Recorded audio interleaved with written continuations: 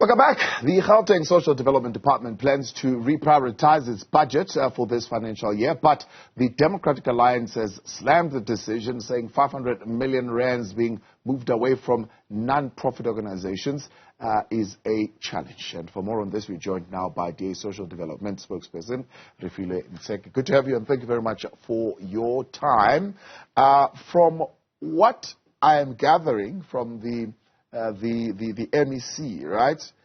What is agitating this move is the Premier says we spent 2.3 billion on NPOs, and we've got particular areas that we need to be addressing that are currently not being properly served in townships, in informal settlements, and in hostels. The four key areas are food security, substance abuse, homelessness, and environmental sustainability. So we've got to move these funds so that they begin to address these areas. Let's start there. Is that rationale making sense to you? Is that something that you would agree with? Well, good evening, and let me say good evening to the Newzroom Afrika viewers.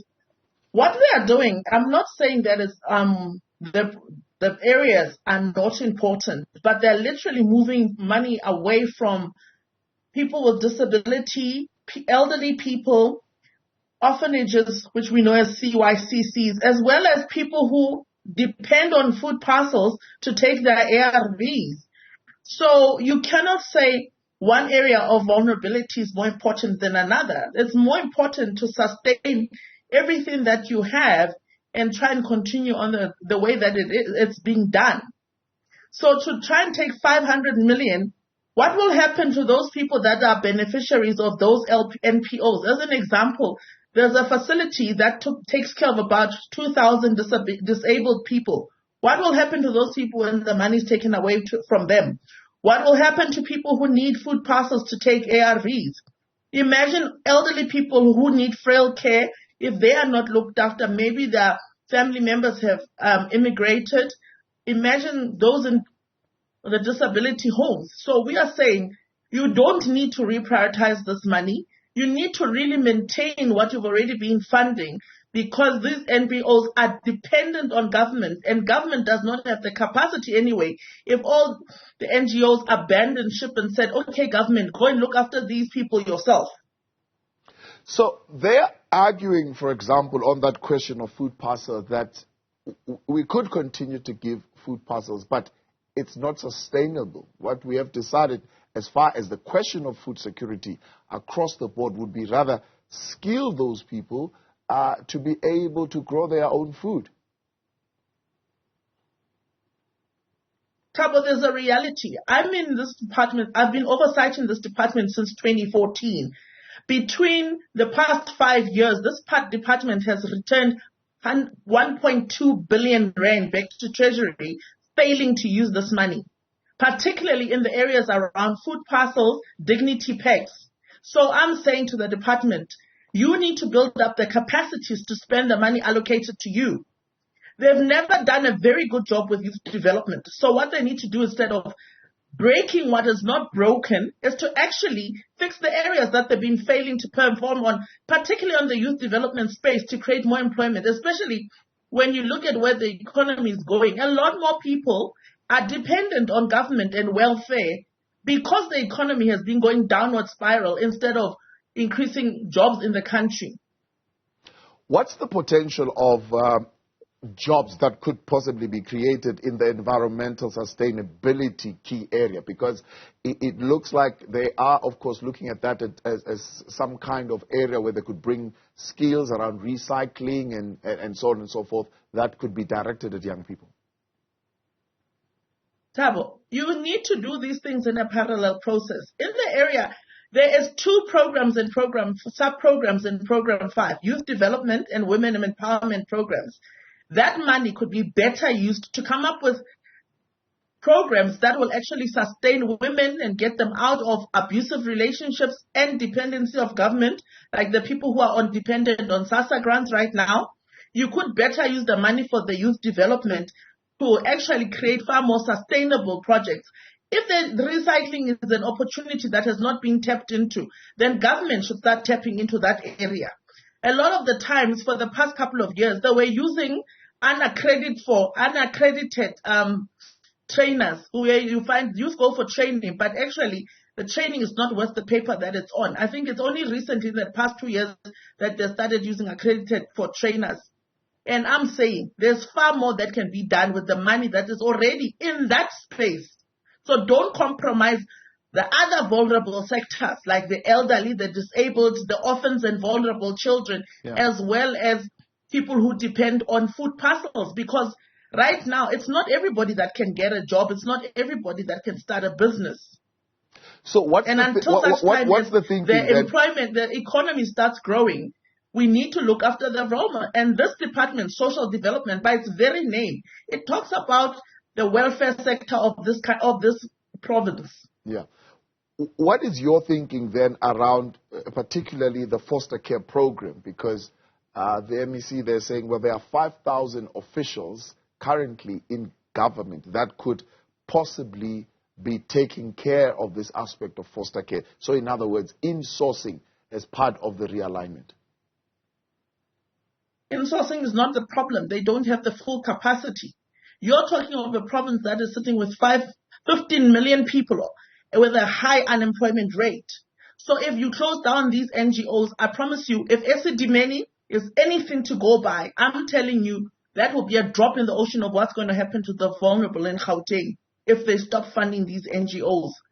And the MEC addressed about 4,000 people last week.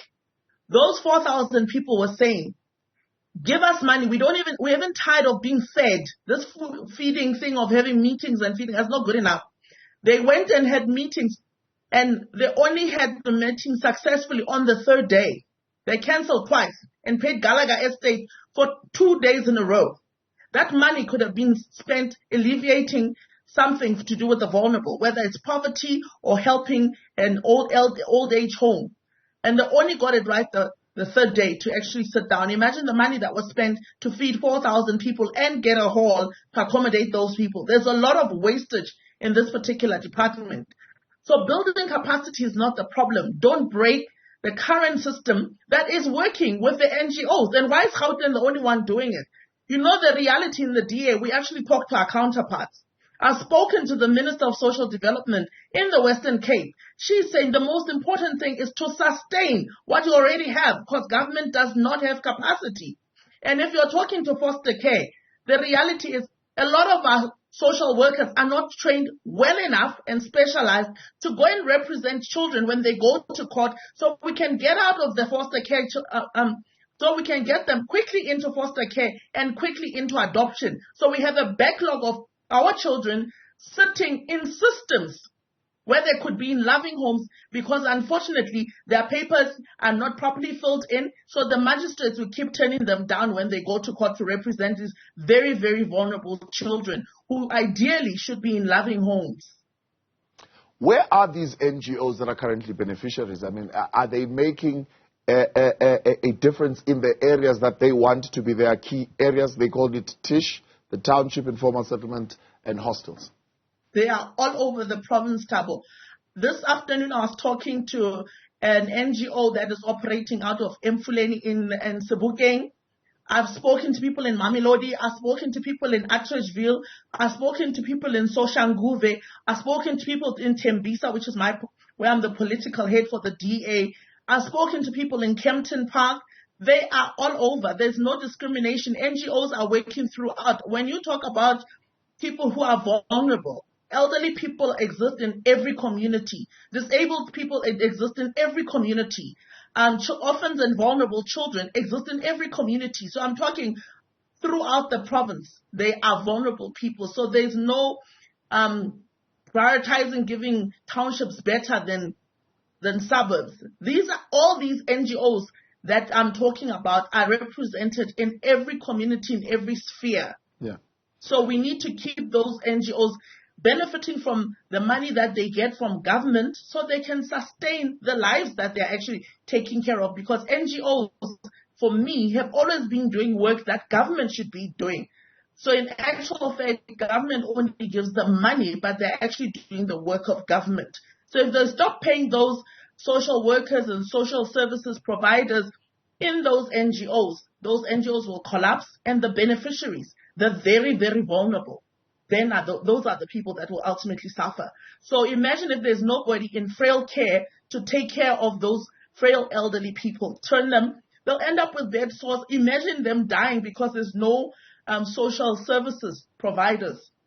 Or people, when we talk persons with disabilities, we know there's different types of disabilities. We're talking people on ARVs. We are talking about orphans and vulnerable children who are in what we call children and youth care centers. Generally, these are orphans and vulnerable children, either children removed from homes because of abuse and any other form of vulnerability that children are exposed to. What will happen to those people? All right. This is an irrational decision by government, and we are saying it should be reversed. Even the consultation is very poor with these NGOs.